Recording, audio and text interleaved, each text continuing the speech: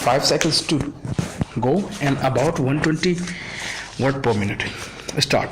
Mr. Vice Chairman, sir, the Constitution pundits rightly pointed out that free and fair election is the essence of democracy. So the government which has faith in democracy is expected to introduce necessary reforms to have free and fair elections. So, in the Constitution Amendment Bill 1988 as well as representations to the government have taken some necessary measures to remove the defects in our electoral system and restore free and fair elections in our process. Sir, I extend my full support to the Constitution Amendment Bill 1988, which reduces the voting age from 21 years to 18 years. No doubt it is a drastic change and there was a great demand for this change from the younger generation.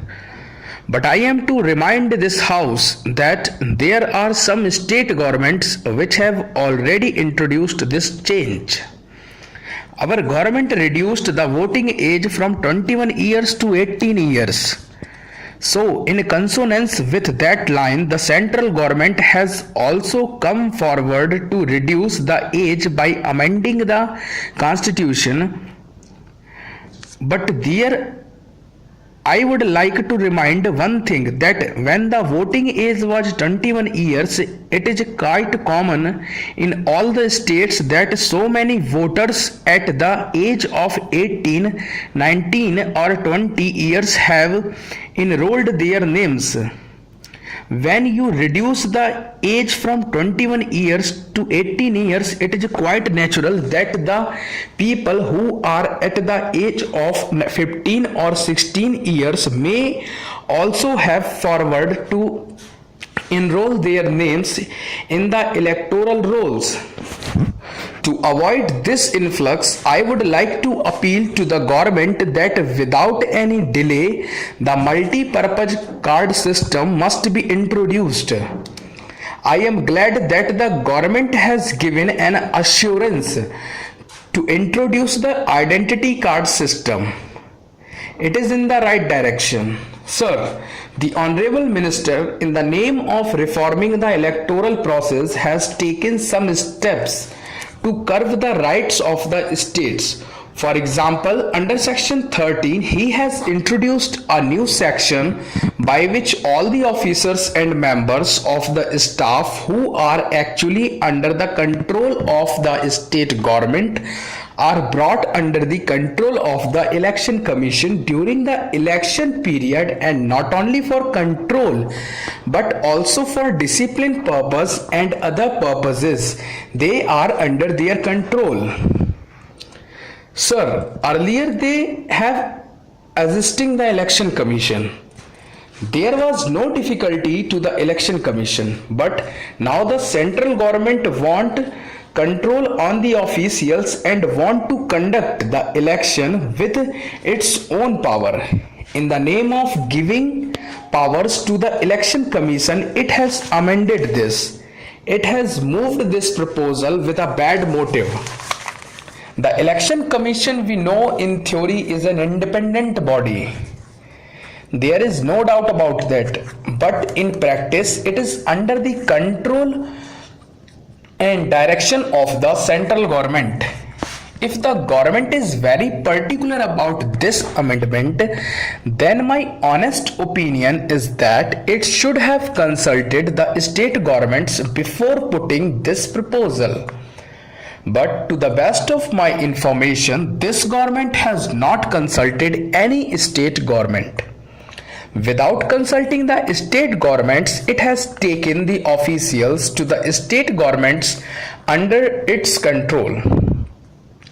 Sir, here a right move is regarding the recognition of the political parties and definition of political parties. I am not against this clause, but the dangerous thing is this: which is a political party? The decision of the election commission is final on this question. That is a dangerous thing. There must be room for decision by court. If the decision of the election commission is final, then there will be no democracy, because as I stated earlier, we know by experience that the election commission is under the control and influence of the party in power at the center. This bill has included some more offences to disqualify a candidate from contesting elections. In principle, I am not against this, but is it necessary? Why should we enlarge the number of grounds? There is no need at all. If anybody is convicted by the court, it is the people who reject him in the poll. Why do you unnecessarily increase the grounds for disqualification?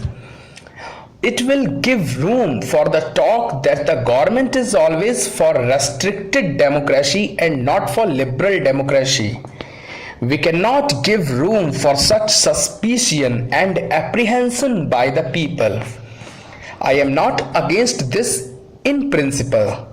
Of course, in case of certain valid grounds, it may be necessary, but at the same time, if you enlarge the grounds in this way, the party in power, either at the center or in the states, will misuse the power to disqualify any contesting candidate.